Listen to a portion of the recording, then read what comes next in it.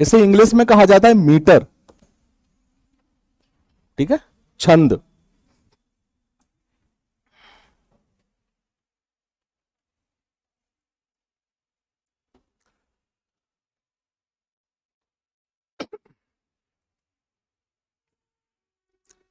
छंद, छंद क्या है?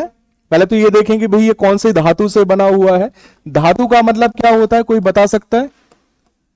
मेटल की बात कर रहे हैं कि हम, कि लोहे से बना है, कि चांदी से बना है, सोने से बना जी? मूल शब्द क्या है? एक्चुअल में हमारी जो हिंदी है, हिंदी का जो एक स्ट्रक्चर तैयार हुआ है, उसके जो मूल में है वो कौन सी भाषा है? संस्कृत भाषा है। तो संस्कृत भाषा में जो धातु चलती है या जो क्रिया का रूप चलता है, वही आपका मुख्य रूप से धातु होता है, ठीक है। जैसे यदि हम कहें, हम अभी हिंदी में बोलते हैं पीना, ये बना हुआ है पिव धातु से। मतलब जब आप संस्कृत में यूज करेंगे इसका, तो वो क्या होगा? पिबती, ठीक है। तो पिव शब्द का होता है पीने के लिए, तो एक्चुअली में एक धातु होती है, तो संस्कृत का मूल शब्द होता है। तो यहां पर जैसे अंग्रेजी के ज्यादातर शब्द किस में मिलते हैं? लैटिन में मिलते हैं, ठीक है। हमारे हिंदी के शब्द किस में मिलते हैं? संस्कृत में मिलते हैं, ठीक है। अरबी शब्द, अरबी शब्द का मूल रूप कौन सी भाषा है? हाँ हाँ हाँ, सही बोला था, फारसी। फारसी भाषा जो है उसमें आपके अरबी भाषा में फारसी भाषा के शब्द देखने को मिलते हैं जो मूल रूप से होते हैं, ठीक है। तो यहां पर छंद शब्द बना है छद, और छद का मतलब होता है आह्लादित करना। अब आपका सर ये आह्लादित का मतलब क्या है? इसका मतलब है आनंदित करना या फिर खुश करना। कई सारे इसके अर्थ निकल कर आते हैं, आह्लादित करना, खुश करना या फिर आनंदित करना।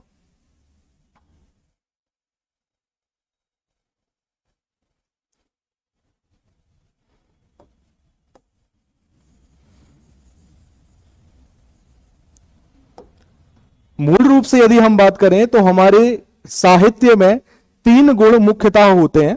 एक होता है रस, एक होता है छंद, और एक होता है अलंकार। तो विगत 4 वर्षों तक आयोग ने अलंकार को बहुत पूछा, ठीक है। अब अलंकार हटा दिया और अभी 2 गुण अभी उसने रखे हुए हैं, एक है आपका रस और एक है छंद। इन तीनों के अलग अलग काम है। क्या करते हैं ये साहित्य में? रस करता है किसी भी चीज में भाव को पुट करना, आपके इमोशंस को डालता है कि आप जब उसे पढ़ेंगे तो आप क्या फील करेंगे, ये कौन बताएगा? रस बताएगा। यदि आप कोई मूवी देखने गए और यदि उसमें भूत दिखा तो आप खुश होंगे या डरेंगे? तो डरेंगे। तो जैसा दृश्य होगा, जैसा काव्य होगा, आप वैसा फील करेंगे। और ये क्या होता है? ये रस करता है, ठीक है। आप खूबसूरत चीज को देखते हैं तो आप उसे देखकर खुश हो जाते हैं, तो ये कौन कर रहा है? ये रस कर रहा है। आपने भयानक चीज देखी और आप डरने लगे, ये कौन कर रहा है? रस कर रहा है। आपने कोई ऐसी वस्तु देखी जिससे आपको घृणा पैदा हो जाए, तो क्या हो रहा है कि आपके अंदर जो है फीलिंग आ रही है, ठीक है।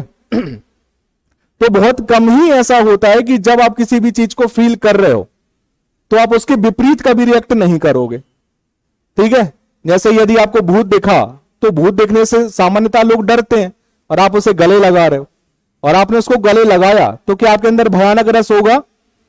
नहीं होगा। तो कभी कभी चीजें विपरीत हो जाती हैं, ठीक है।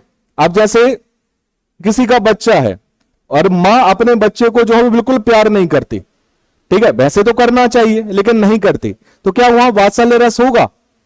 नहीं होता। तो जिस प्रकार का दृश्य देखकर, जिस प्रकार का काव्य सुनकर, जिस प्रकार साहित्य पढ़कर यदि आप वैसा फील करने लगते हैं, महसूस करने लगते हैं, तो वो काम करता है कौन? रस करता है। इसलिए बहुत सारे लोग कहते हैं कि रस ही काव्य की आत्मा है। मतलब मेन पॉइंट क्या है, वो है रस। लेकिन कुछ छंद में आते हैं, तो छंद में छंद करता है काम लय डालने का, गाने का। ठीक है, कि आप उस काव्य को गा सकते हैं या नहीं, तो फिर वो क्या हो जाएगा, छंद हो जाएगा। ठीक है, और इसे ही हमें पढ़ना है। अब जब किसी काव्य में कोई लय डाल दी जाए तो फिर वो हमें अच्छी लगेगी, खुश करेगी। इसलिए उस छंद को क्या कहा गया कि ये आनंदित करने वाला होता है, ये खुश करने वाला होता है। आ रहा है समझ में? कोई यहां तक दिक्कत? जिसको भी आए पूछ लेना। ठीक है, तो ये हो गया। तो छंद करता है लय डालने का काम। अलंकार, अलंकार करता है शोभा बढ़ाने का काम। शोभा बढ़ाना मतलब, शोभा बढ़ाना क्या होता, उसे और ज्यादा अट्रैक्टिव करना, उसे आकर्षित करना कि सुनने के बाद में हमें ऐसा लगे और एक क्या बात कह दी। कभी कभी आता नहीं, जैसे रील्स आप स्क्रॉल करते हैं और कोई कुछ बोलते हुए मिल गया, कुछ शायरियां सुनाते हुए मिल गया, ठीक है, आपके द्वारा क्या बात कर दे, तो फिर उसमें क्या होता है, उसमें एक्चुअल में अलंकारों का प्रयोग होता है। ठीक है, कि जहां पर आप चीजों को अट्रैक्ट करें। एक होता है आप बहुत सुंदर हो, तो ये सीधी सीधी बात हुई, सीधी बात, नो बकवास। लेकिन अभी हमने कहा कि तुम चंद्रमा के समान सुंदर हो, ये ज्यादा अच्छा लगा ना। दोनों में एक ही बात कही है, लेकिन एक में थोड़ी लीपापोती की गई है कि सामने वाले को अच्छा लगे, और एक में सीधी सीधी बात कह दी गई। ठीक है, जैसे मैंने कहा कि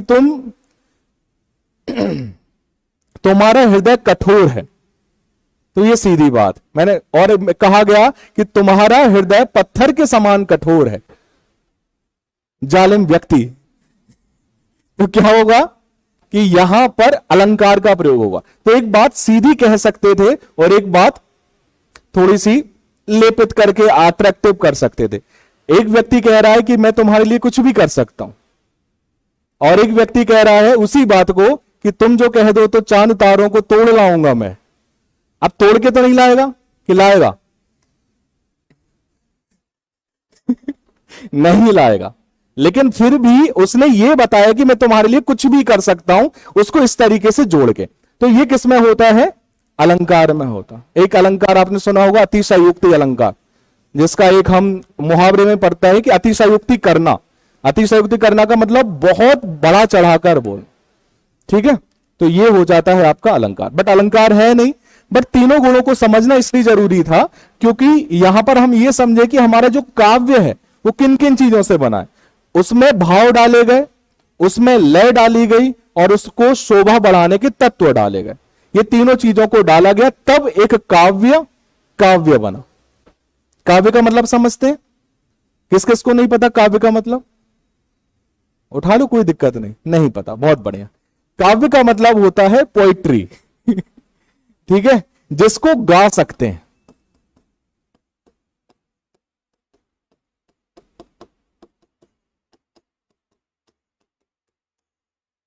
जिसे गाया जा सके।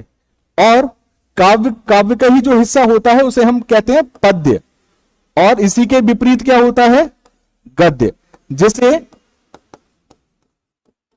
पढ़ा जा सके। तुम बाजार जा रहे हो, यह गद्य है या पद्य है? यह है गद्य। ठीक है, और मंगल भवन अमंगल हारी द्रवहु सुदशरथ अजर बिहारी, यह क्या है? अब देखो, पहले में मैंने केवल इसको पढ़ा था और बोला था, लेकिन पद्य में मैं उसको गा रहा हूं, और जहां पर गाने की बात आती है वो काव्य बन जाता है या पद्य बन जाता है। इस इंग्लिश में कहा जाता है प्रोज, और इसे कहा जाता है पोइट्री। ठीक है, प्रोज जो होता है मतलब जिसे पढ़ा जा सके, और पोइट्री मतलब जिसे पढ़ा तो जा सके, जिसके साथ में गाया भी जा सके। ठीक है, और काव्य का जो मुख्य एलिमेंट होता है वो क्या होता है? छंद होता है, कि जिसे हम गा सक रहे हैं। ठीक है, जैसे सविंदु सिंधु शुष्कल तरंग भंग रंजितम दुशस्सु पाप जात जात कारी वारी संयुतम कृतांत भूत काल दूत भीतिहारी वर्मदे त्वदीय पाद पंकजम नमामि देवी नर्मदे।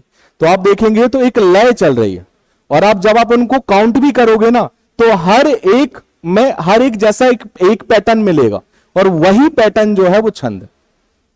इसमें आपको बहुत सारे एग्जांपल याद करने की जरूरत नहीं, आपको केवल पैटर्न समझना है। छंद में यदि आप पैटर्न समझ गए तो आपको दुनिया का कोई भी पंक्ति दे दी जाएगी, आप उसको पता कर लोगे कि इसमें कौन सा छंद है। और अच्छी बात यह है कि हमारे आयोग ने हमें केवल 3 छंद दिए, एक दिया है दोहा, एक दिया है सोरठा और एक दी है चौपाई। तो हमें इन तीनों का पैटर्न समझना पड़ेगा कि लास्ट में क्या आएगा, इसे पढ़ा कैसे जा सकता है, हर एक चरण में कितनी सारी चीजें हैं, उन सारी चीजों को। ठीक है, अभी चलो वापस आते हैं। ये क्लियर हुआ, कोई दिक्कत नहीं।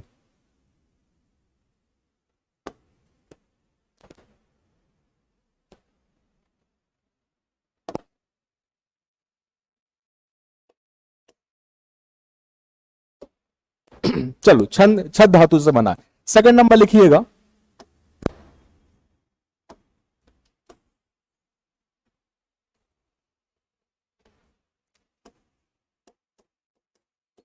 जो छंद के प्रवर्तक है वो है पिंगल मुनि।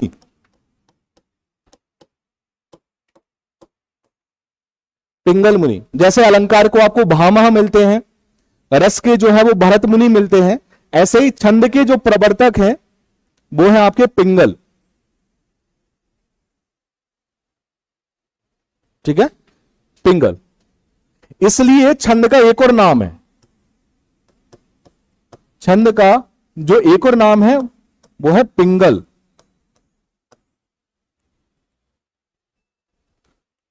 यदि कहा जाए छंद का दूसरा नाम बताइए तो आप क्या लिख देंगे, पिंगल लिख देंगे, क्योंकि इसके जो आदि प्रवर्तक हैं, जो प्रवर्तक हैं, जिन्होंने इंट्रोड्यूस कराया, जिसके बारे में उन्होंने लिखा, वो किसने लिखा है, पिंगल ने। अच्छा, इससे जुड़ी हुई एक बात और है, जब हम बात कर रहे हैं आदिकाल की, ये आदिकाल क्या है भाई, हिंदी साहित्य के 4 काल हैं, एक है आदिकाल, एक है भक्ति काल, एक है रीति काल और एक है आधुनिक काल। ठीक है, तो उसमें एक आदिकाल है, आदिकाल का समय जो है वो है 1100 से 1350, ये समय है। इस समय में 2 शैलियां चल रही थी, 2 शैली, और 2 शैली में एक शैली थी पिंगल और एक थी डिंगल। एक शैली थी पिंगल और एक थी डिंगल।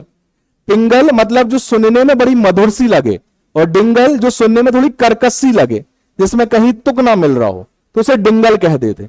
और जितने भी आपके जैन साहित्य थे, जितने भी सिद्ध साहित्य थे, वो सब किस में लिखे गए थे, डिंगल में, और जो सामान्य थे वो पिंगल में लिखे गए थे। आपको शायद एक साहित्य याद होगा, पृथ्वीराज रासो, किसने लिखा था, चंद्रबरदाई ने। चंद्रबरदाई ने जो लिखा था वो आदिकाल में लिखा था, और किस शैली में लिखा था, पिंगल शैली में। और पिंगल शैली में जो लिखे गए साहित्य हैं वो ज्यादा लोगों को प्रभावित करने वाले रहे। क्यों, क्योंकि वो सुनने में अच्छे प्रतीत होते थे, मधुर प्रतीत होते थे।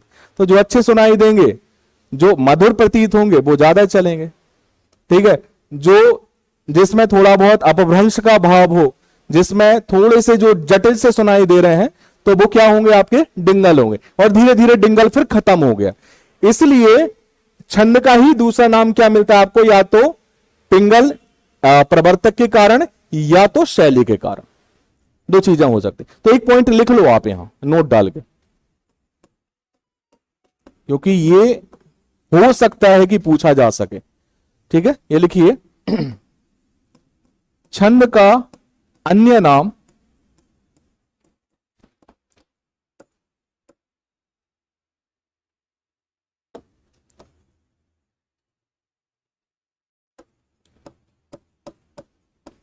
प्रवर्तक के आधार पर छंद एवं शैली के भी आधार पर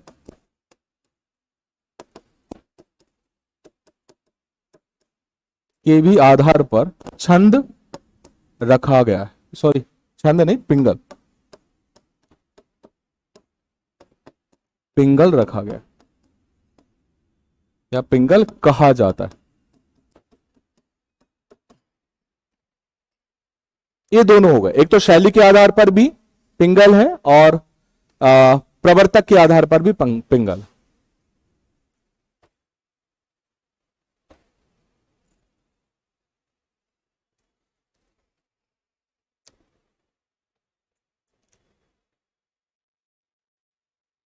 यहां तक क्लियर है देवेश? बढ़िया, ठीक। आगे बढ़े।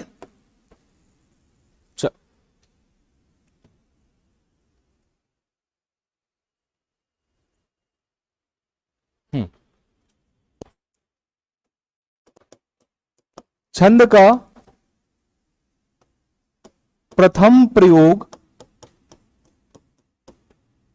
ऋग्वेद के पुरुष सूक्त में मिलता है।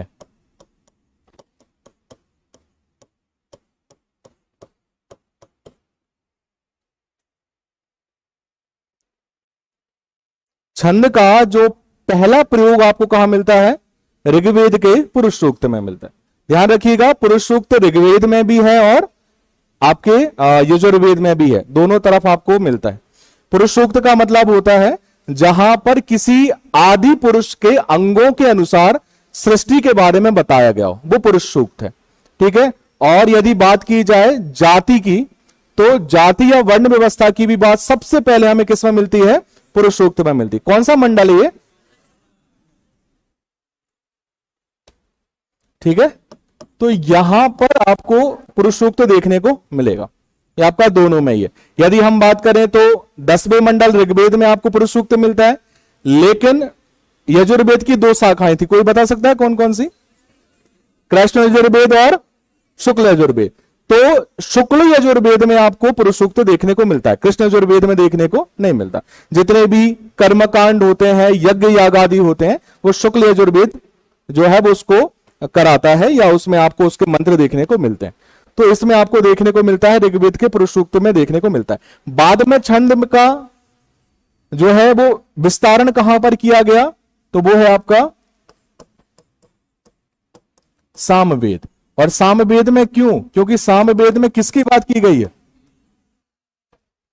इसलिए गलती से भी मैंने दोनों चीजें इसलिए बता दी क्योंकि आप ये मत लिख देना, क्योंकि हमने देखा कि भाई छंद को गाया जा सकता है, आपने वहां पर उसको मिलाया और फिर आपने देखा कि सामवेद संगीत का है।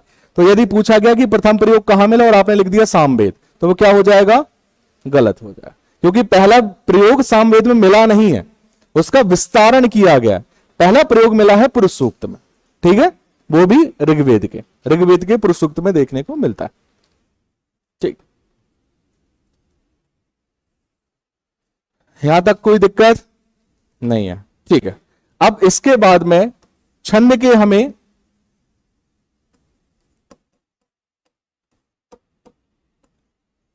मुख्यतः 4 प्रकार देखने को मिलेंगे। ठीक है, और 4 प्रकार, हां। और यदि अंग की बात करें तो 8 अंग मिलेंगे। ध्यान रखिएगा, प्रकार अलग चीज होती हैं और अंग अलग चीज होती है। प्रकार कितने हैं? 4, और अंग कितने हैं? 8। तो ये आपके 4 प्रकार होंगे और अंग जो है वो आपके 8 होंगे। यहां तक कोई दिक्कत? ठीक है, अब इन्हीं को ही समझना है और अंग से ही आप समझोगे कि भाई इस तरीके को कैसे कैलकुलेट किया जाता है, कैसे समझा जाता है, उसको देखेंगे। ठीक है, चलिए सबसे पहले अंग की बात करते हैं।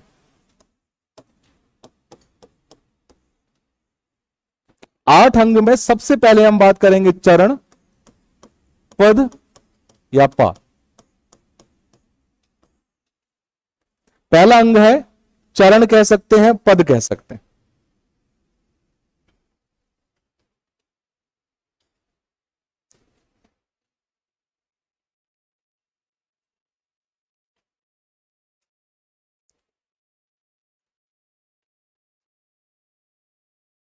ये चरण पद है क्या?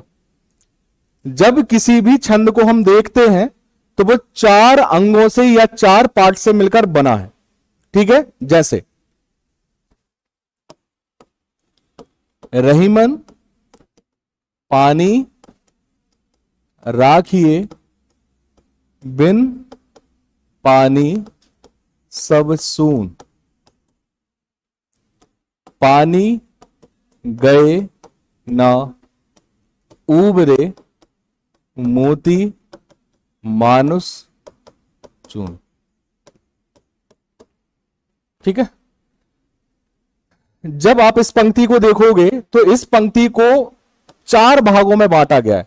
कैसे? जब आप बोलेंगे ना रहीमन पानी राखिए एक, बिन पानी सब सून दो, और पानी गए ना उबरे तीन, और मोती मानस चून चार। तो एक,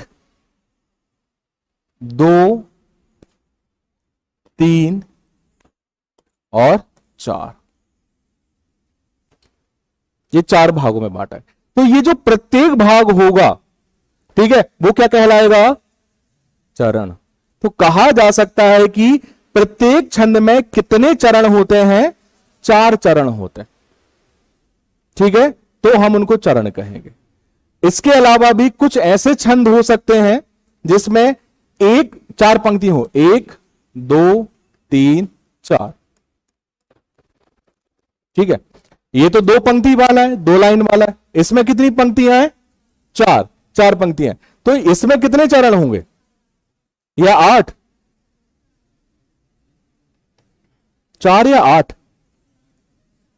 चार ही होंगे, क्योंकि एक बात हमेशा याद रखनी है कि चरण कितने ही होंगे, चाहे वो दो पंक्ति वाले हो चाहे वो चार पंक्ति वाले। यदि दो पंक्ति में होंगे तो हम एक पंक्ति को कट करेंगे और दो निकल आएंगे। ठीक है, और यहां पर हमारे पास कितने हैं? चार पंक्ति हैं, तो चार हो जाएंगे। किस किस को सच बताना समझ में नहीं आया? हाथ उठा लो, कोई दिक्कत नहीं, मैं वापस से समझा दूंगा। नहीं आया समझ में? ठीक, देखो कोई पंक्ति या कोई भी छंद जो है वो या तो दो लाइन का होता है या तो चार लाइन का होता है। ये तो क्लियर है? कोई भी छंद होगा या तो दो पंक्ति का होगा या तो चार का होगा। अभी मैंने बताया था ना, एक संस्कृत में सुनाया था, सबिंदु सिंधु शुष्कल तरंग भंग रंजितम, दुषस्सु पाप जात जात कारी बारी संयुतम, कृतांत भूत काल भूत भीतिहारी बर्मदे, त्वदीय पाद पंकजम नमामि देवी नर्मदे। कितनी लाइन थी? चार लाइन थी। तो इसमें यदि मैं छंद को आइडेंटिफाई करूं तो कितने होंगे? चार ही होंगे, लेकिन हर एक लाइन में एक चरण होगा। ये तो क्लियर है? ठीक है। दूसरा, यदि मान के चलिए वो चार लाइन का नहीं है, केवल दो लाइन का है, तो हमें तो चार चरण चाहिए, तो हम क्या करेंगे? उसको हम बीच में से कट करेंगे। एक लाइन को आपने कट किया तो ये दो हो गए, और यहां पर आपने कट किया तो यहां पर दो हो गए। तो बने कितने? एक, दो, तीन, चार। तो कुल मिलाकर चाहे वो दो लाइन का हो चाहे वो चार लाइन का हो, लेकिन चरण कितने होंगे? चार ही होंगे। अब हुआ क्लियर कि अभी भी नहीं हुआ? क्लियर है यहां तक? ठीक है, चलो इसमें एक लाइन लिखो।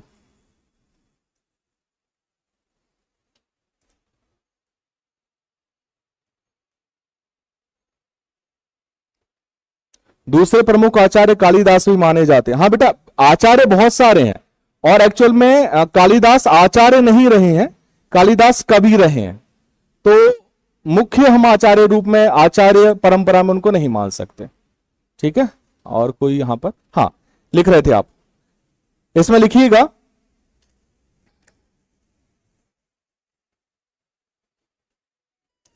प्रत्येक छंद को,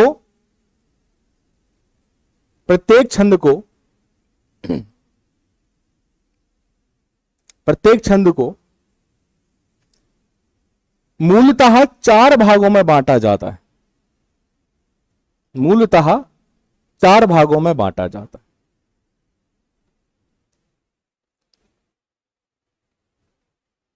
चार भागों में बांटा जाता है।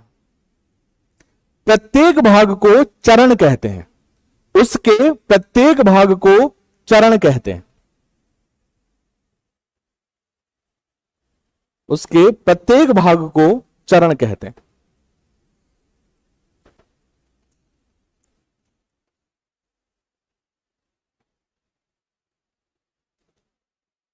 लिख लिया?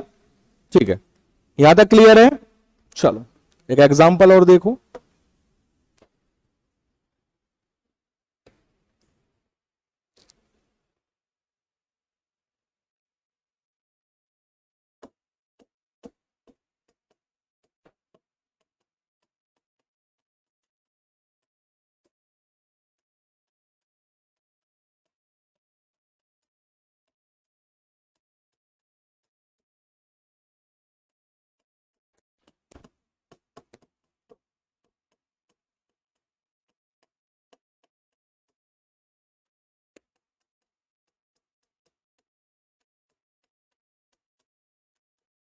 चलिए बताइए कितने चरण है इसमें? 4। पहला चरण कौन सा है? कनक कनकते 100 गुनी। दूसरा बताओ, तीसरा बताओ, और तीसरा, चौथा? बाबा, पहला है कनक कनकते 100 गुनी, दूसरा मादकता अधिकाय, तीसरा बा खाए बौराय जग, चौथा बा पाए बौराय। अब तो समझ में आ गया होगा। अच्छा एक बात और, यहां पर जितनी क्लिष्ट लिखा हुआ है उससे कोई फर्क नहीं पड़ता। यदि आप कैलकुलेट सही करते हैं तो कोई भी आपको पंक्ति दे दे, आप उसका पोस्टमार्टम कर सकते हैं। ठीक है, तो यहां पर यह मत सोचना कि सर हमें तो इसका अर्थ आ रहा है नहीं आ रहा है, कोई मतलब नहीं अर्थ का, हमें तो कैलकुलेट करना आना चाहिए। यदि आप कैलकुलेट सही कर पाओगे तो आप सही निकाल पाओगे। जैसे 1 2 3 4 5 6 7 8 9 10 11 12 13 13, 1 2 3 4 5 6 7 8 9 10 11 11। अब यदि यहां पर 13 11 का पैटर्न है तो नीचे भी 13 11 का होगा। तो देखना 2 2 4 5 6 7 8 9 10 11 12 13, 2 2 4 2 6 7 8 9 10 11। तो ये पैटर्न चलेगा। अब आप कहोगे सर ये आप गिन कैसे रहे हो? सिखाएंगे। ठीक है, कैलकुलेट करना भी, काउंट करना भी सिखाऊंगा कि एक्चुअल में इसको कैसे काउंट किया जाता है। तो आपको ये पैटर्न मिलेगा, आप किसी में भी जाकर देखेंगे आपको ये पैटर्न देखने को मिलेगा। ठीक है, ये कैलकुलेट कैसे करते हैं वो मैं आपको आगे सिखाऊंगा। बट अभी बस ये देखना है कि यहां पर जो भी पैटर्न होता है वो एक जैसा चलता है। जब आपको 13 11 का पैटर्न मिल रहा है ना, तो ये मैं आपको बता दूंगा कि ये कौन सा छंद है, दोहा है। ठीक है, अब ये भी आपको लग रहा है। तो 1 2 3 4 5 6 7 8 9 10 11 12 13। ठीक है, 2 3 4 5 6 7 8 9 10 11, 2 2 4 2 6 2 8 2 10 11 12 13, 2 2 4 2 6 2 8 2 10 और 1 11। तो ये भी कौन सा है? बस ऐसे कैलकुलेट करना। हाँ, 2 ही काउंट करना है। अब वो मैं बताऊंगा ना आगे क्यों 2 काउंट करते हैं, उसका कारण बताऊंगा कि 2 काउंट क्यों किए हैं। ठीक है, एक्चुअल में ये व्यंजन पे नहीं चलता, ये केवल स्वरों पर चलता है। और ये जो है ना ए, वो छोटा नहीं है, बड़ा ही है। छोटे में आते हैं आ ई उ री, इनमें गिनते हैं 1, आ ई उ ए आई ओ औ, इनमें गिनते हैं 2। तो ये जब होंगे तो 1 गिनेंगे। जैसे इसमें छोटा, इसमें छोटा, इसमें छोटा, कितने गिने? 3। इसमें छोटा, इसमें छोटा, इसमें छोटा, कितने? 3। देखो इसमें एक ही मात्रा है। अब एक ही मात्रा एक्चुअल में कौन सी लगी है? ये वाली। तो देखो ये एक ही मात्रा है, कितने गिनेंगे? 2। ठीक है, फिर औ की मात्रा, औ की मात्रा भी कहां है? 2। फिर छोटा ऊ 1 और बड़ा ई 2। 3 और 3 6 7 8 9 10 11 12 13। नीचे भी देखोगे ऐसे ही होगा काउंट, वो बता दूंगा अभी। ठीक है, वो काउंट, वो वर्ण मात्रा देखेंगे। अभी केवल हमें यह समझना है कि यहां पर चरण या पद क्या होंगे। हर एक छंद में 4 भाग देखने को मिलेंगे। क्लियर है यहां तक? कोई दिक्कत? चलिए देख के लग तो नहीं रहा कि समझ में आ रहा है। खाओ विद्या रानी का समा रहा है सब समझ में। मैं एक बार और बता दूंगा, मुझे कोई दिक्कत नहीं, बस समझ में आना चाहिए।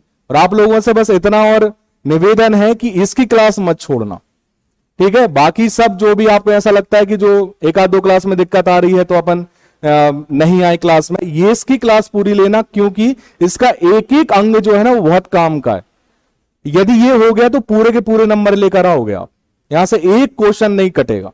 और ये आप कोशिश करोगे ना कि आप खुद किताब से पढ़ लो तो नहीं आएगा समझ में, ये लिख कर दे रहा हूं। आप सोचोगे कोई किताब ले लेंगे उससे आप पढ़ लोगे, या मेरी ही किताब ले लोगे, उसमें भी आपको समझ में नहीं आएगा जब तक कोई बताएगा नहीं कि आपको ऐसे ही पढ़ना है।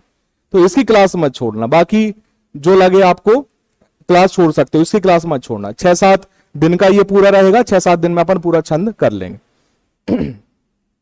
हाँ जी, हाँ हाँ, नहीं नहीं नहीं, ये बस ये पूरा का पूरा एक्चुअली एक दोहा है, एक है। हाँ, ये 2 लाइन वाला है। कुछ होते हैं 2 लाइन वाले और कुछ होते हैं 4 लाइन वाले, तो ये 2 लाइन में है। अब जब 2 लाइन में है तो हमारे पास चरण 4 होने चाहिए, तो हमने उसको काट दिया। जैसे एक मां को अपने उसके 4 बेटे हैं, ठीक है, उसके पास 2 रोटी हैं, तो वो क्या करेगी, आधी आधी करके दे देगी, तो वो आधी आधी करे। अच्छा, उसके पास 4 रोटी है पहले से ही, तो एक एक दे देगी, काटने की आवश्यकता नहीं है। तो यहां पर वही हो रहा है, यहां पर 4 बेटे हैं और यहां पर 2 बेटे हैं। जब 2 रोटी हैं, तो जब 2 रोटी होंगी तो उसको काट के दे देंगे, तो वो कितने बन जाएंगे, 4। चारों में बट जाएगी, यहां पर भी चारों में। ये होते हैं 6 वाले भी होते हैं, बट मैं वो अभी नहीं बता रहा हूं, क्योंकि अभी दिमाग आपका जो है वो हैंग हो जाएगा।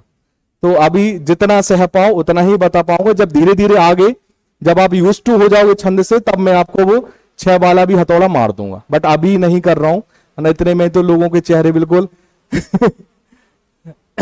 अपच ना हो जाए बस। तो अभी बस इतना ही समझो कि 4 वाला। इसमें एक लाइन लिख ली ना आपने, एक और लाइन लिखो सेकंड नंबर की, इसमें ही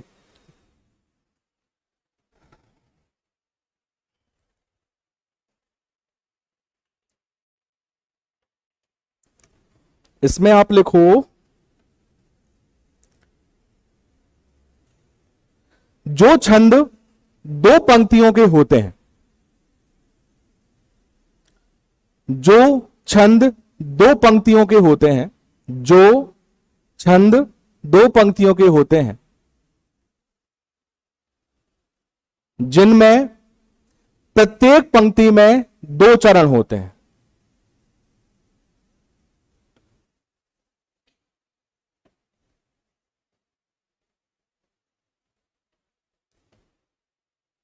जिनमें प्रत्येक पंक्ति में 2 चरण होते हैं, उस पंक्ति को दल कहा जाता है।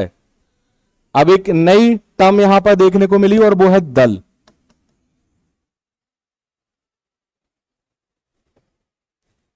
दल कहा जाता, अब इसको समझो ये दल क्या है। इन्होंने कहा कि जब एक पंक्ति में 2 चरण होंगे, तो क्या 4 लाइन वाले छंद में एक पंक्ति में 2 चरण हो सकते हैं, नहीं हो सकते।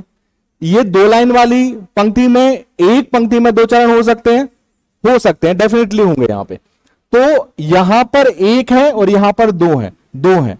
तो जब ये किसी पंक्ति में 2 चरण आते हैं तो उस पूरी की पूरी लाइन को क्या कहते हैं, दल।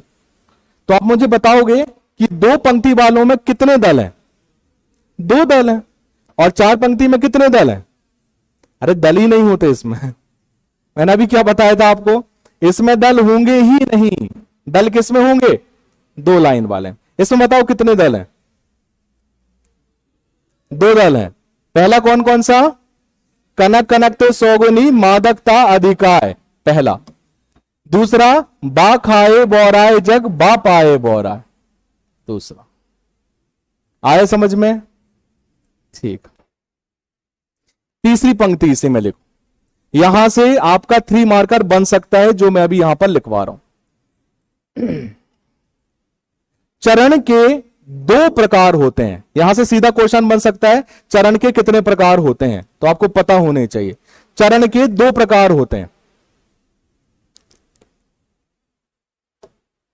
चरण के 2 प्रकार होते हैं।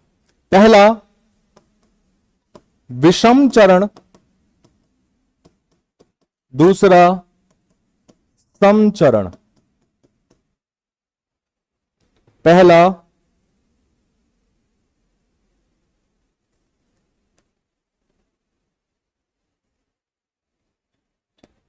विषम चरण और दूसरा सम चरण।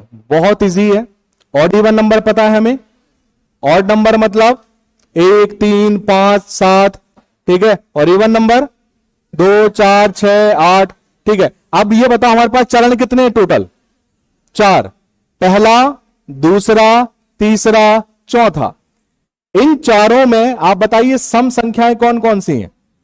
2 और 4। तो ये कौन से चरण होंगे? सम चरण। और इसमें विषम संख्याएं पहला और तीसरा, ये होगा। अब चलो इसे यहां आकर देखते हैं। इसमें बताओ सम चरण कौन सा है, विषम चरण कौन सा है? कनक कनकते 100 गुनी, विषम चरण, ठीक है। मादकता अधिकाय, कौन सा? सम चरण। वा खाए बोराए जग, विषम चरण। और बा पाए बोराए, सम चरण। बहुत इजी है।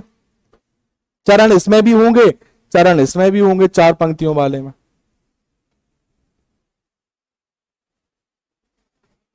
हाँ जी, समझा नहीं क्या? हाँ, कैसे पहचाने? नंबर्स पता है ना हमें। जैसे ये वाला आप देखो, ये पहला है या दूसरा है? पहला है पक्का, तो हमने लिख दिया 1। ये दूसरा, ये तीसरा और ये चौथा, ठीक है। अब पहला और तीसरा, पहला और तीसरा ये सम होती सम संख्या है, विषम, तो ये विषम हो गए। 2 और 4 सम है विषम? सम, ये सम हो आ गया।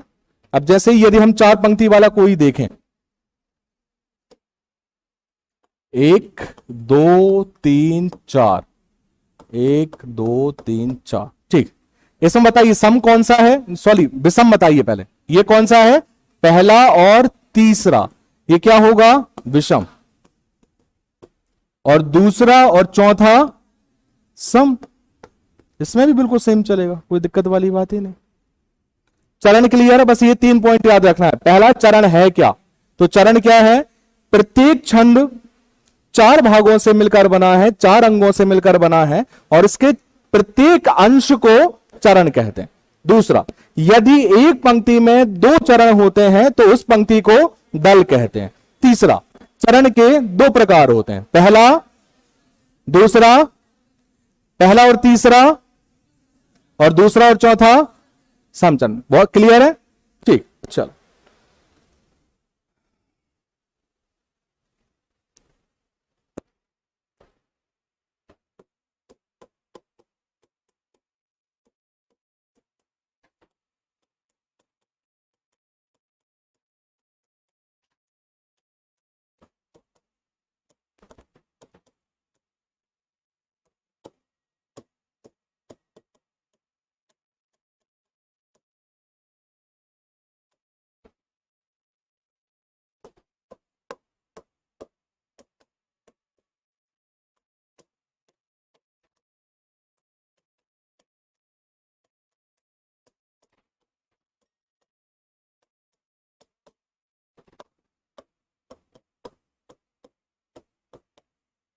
ठीक, देखो इस वाली लाइन में बताइए कितने चरण है? पक्का? कौन कौन सा?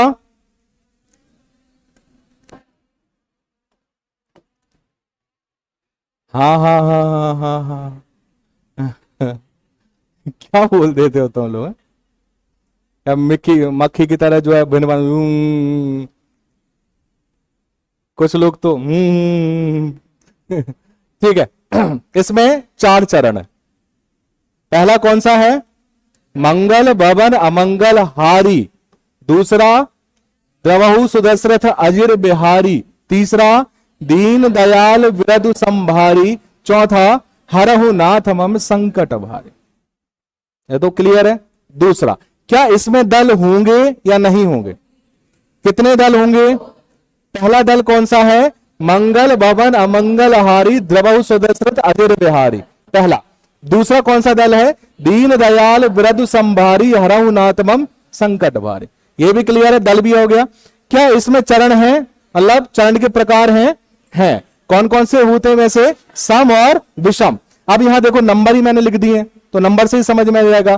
पहला और तीसरा, दूसरा और चौथा। आ रहा है समझ में? तो ये है आपकी चरण की कहानी।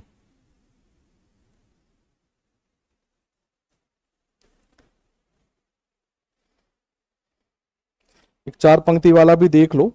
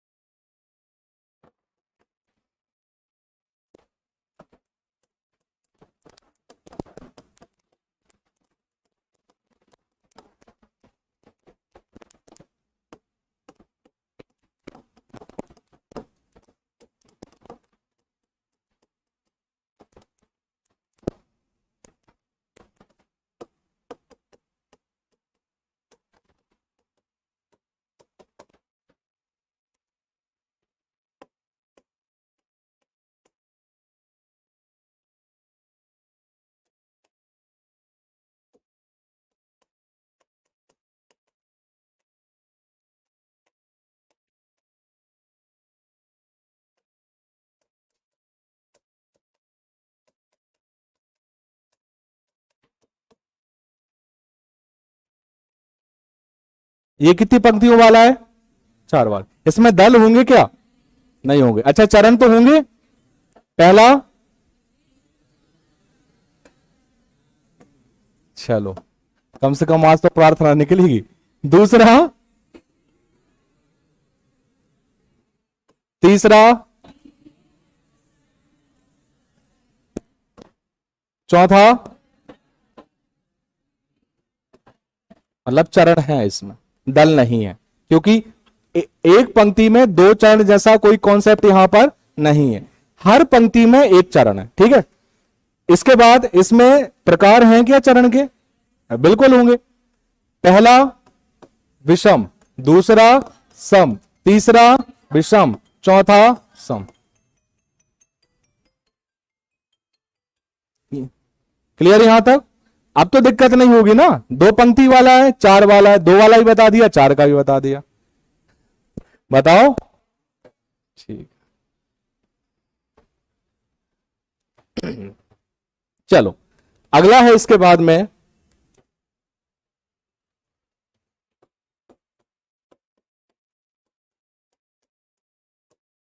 सेकंड नंबर है वर्ण और मात्रा।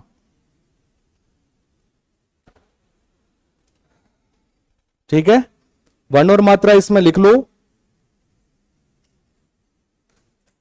ये पूरे छंद का बहुत आवश्यक तत्व है, बहुत प्रमुख बिंदु है, क्योंकि यहीं पर आप काउंट करना सीखेंगे कि वर्ण को कैसे काउंट करना है और मात्रा को कैसे काउंट करना है। यदि वर्ण को काउंट करना सीख गए तो आपसे वार्णिक छंद बन जाएगा, और मात्रा को काउंट करना सीख गए तो मात्रिक छंद बन जाएगा। और ये छंद के 2 प्रमुख प्रकार, ठीक है, वैसे 4 हैं लेकिन प्रमुख प्रकार वार्णिक और मात्रिक है। बाद में धीरे धीरे धीरे धीरे आचार्यों ने बढ़ा के दिए, उसमें वो देखने। ठीक है। तो कल की क्लास में हम वर्ण और मात्रा के बारे में समझेंगे।